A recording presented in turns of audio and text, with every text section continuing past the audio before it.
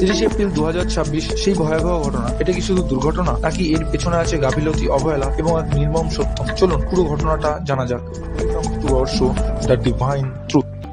Location ছিল বর্গি ড্যামের পাশে নর্মদা নদীর খামারিয়া দ্বীপ। ঠিক কি ঘটেছিল আমরা টাইমলাইন ধরে বুঝি। বিকেল 5:30, একটা ভেসেল প্রায় 43 জন যাত্রী নিয়ে যাত্রা শুরু করে। সবকিছু তখন স্বাভাবিক ছিল। কেউ ছবি তুলছেন, কেউ প্রকৃতির সৌন্দর্য উপভোগ করছে, কেউ জানতো না 30 মিনিটেই ঘটতে চলেছে এক ভয়ঙ্কর ঘটনা। 5:50 থেকে 6টা PM বিপদের শুরু হয় তখন থেকেই। হঠাৎ আকাশের রং বদলাতে শুরু করে, কালো মেঘ চারিদিকে ঢেকে ফেলে, বাতাসের গতি বেড়ে যায় ঘন্টায় 50 থেকে 60 কিলোমিটার। 5 থেকে 6 ফুট উঁচু ঢেউ আশ্রে পড়তে শুরু করে। পরিস্থিতি দ্রুত নিয়ন্ত্রণের বাইরে চলে যেতে শুরু করে। কয়েক মিনিট পর জাহাজটা হঠাৎ ভারসাম্য হারাতে শুরু করে, ডেকে জল ঢুকতে শুরু করে, ফলে ভেতরেও জল জমতে শুরু করে। কর্নাডার মহেশ প্যাটেল তার শেষ চেষ্টা করেছিলেন জরুরি কৌশল প্রয়োগ করে জাহাজটাকে স্থির রাখতে, কিন্তু তিনি ব্যর্থ। জাহাজটা একেদিকে মারাত্মকভাবে হেলে পড়ে। মানুষজন তখন চিৎকার করতে শুরু করে। কেউ তখনও লাইফ জ্যাকেট পরেনি, কেউ লাইফ জ্যাকেট খুঁজছে। আর তখনই দেখা যাচ্ছে প্রথম লাইফ জ্যাকেট খোলা হচ্ছে যাত্রীদের জন্য। 6:13 থেকে 6:30 PM ডুবে যাওয়ার সেই মুহূর্ত খামারিয়া দ্বীপের কাছে বাঁধের বাম পাশের খালের মধ্যে। কয়েক মিনিটে জাহাজটা ধীরে ধীরে ডুবতে শুরু করে। অনেকেই সেই ভয়ে নদীতে ঝাঁপ মারে, লাইফ জ্যাকেট পরে, আবার কেউ নাও পড়ে। প্রথমে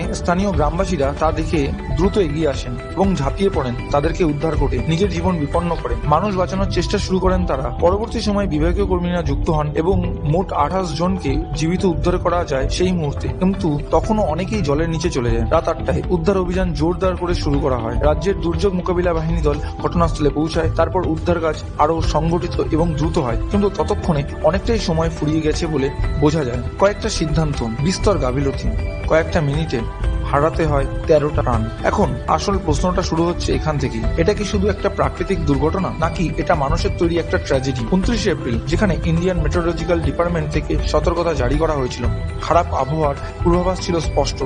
ঝোড়ো হাওয়া বইতে পারে 29 এপ্রিল থেকে 3রা মে পর্যন্ত। তার সঙ্গে বজ্রবিদ্যুৎ সহ বৃষ্টি হতে পারে হালকা থেকে ভারী। তাহলে কেন সেই সতর্কতা উপেক্ষা করা হলো? কেন ভেসেল চলাচল বন্ধ করা হলো না? মারাত্মক safety failure.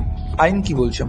Inland vessel trade act 2021 মানে 2021 অনুযায়ী সব যাত্রীর জন্য লাইফ জ্যাকেট বাধ্যতামূলক ছিল, কিন্তু বাস্তবতা সেখানে কি ছিল? কেউ লাইফ জ্যাকেট পরেই ছিল না। জাহাজে জল ঢোকার পরে জ্যাকেট তখন আনবক্সিং করা হচ্ছিল। শিশুদের জন্য কোনো লাইফ জ্যাকেটই ছিল না। ঘটনার পর সরকার ক্রুজ পাইলট মহেশ প্যাটেল, সহকারী ছোটলাল গোন্ড এবং টিকিট ইনচার্জ বিজেন্দ্রকে চাকরি থেকে বরখাস্ত করেছে। মধ্যপ্রদেশ সরকার তদন্তের নির্দেশ দিয়েছে। বর্গি ড্যামে বোট চলাচল সম্পূর্ণভাবে নিষিদ্ধ করা হয়েছে। রাজ্য সরকার নিহত পরিবারের ব্যক্তিদের জন্য 4 লক্ষ টাকার এককালীন আর্থিক সহায়তা এবং জাতীয় ত্রাণ তহবিল থেকে অতিরিক্ত 2 লক্ষ টাকা এবং গুরুতর আহতদের জন্য 50,000 টাকা দেওয়ার কথা ঘোষণা করা হয়েছে। কিন্তু এই পদক্ষেপ কি যথেষ্ট?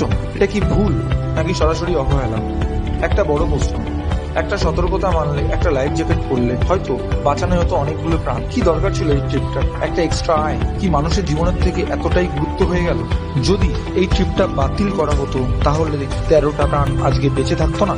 বর্গি ড্যামের সেই মা আর তার ছোট্ট সন্তান, আরো 9 জন, ওরা কি এই সিস্টেমের নতুন শিকার? না, কিন্তু ওরা প্রথম নয়। আর যদি আমরা না শিখি তাহলে ওরা শেষও নয়। একটা সতর্কতা যদি মানা হতো, একটা লাইফ জ্যাকেট যদি পরা থাকতো প্রত্যেকে, তাহলে গল্পটা হয়তো অন্যরকম হতো। এটা কি দুর্ঘটনা, নাকি অবহেলার কারণে হওয়া হত্যা? কারণ আজকে অন্য কারো গল্প কাল আপনারও হতে পারে। পরবর্তী সময়ে সাবধানতা বজায় রাখুন, সম্পূর্ণ নিয়ম মেনে ভ্রমণ করুন, কারণ জীবনটা আপনার। চলে গেলে সরকারের দেওয়া কটা টাকা সত্যি সেটা কি আপনার জীবনের সমান? প্রশ্নটা নিজেকে করুন। ভালো থাকবেন। ভিডিওটি ভালো লাগলে কমেন্টে আপনাদের মতামত লিখুন যে এটি অ্যাক্সিডেন্ট না মার্ডার। লাইক করুন, সাবস্ক্রাইব করুন। দেখা হবে পরের ভিডিওতে।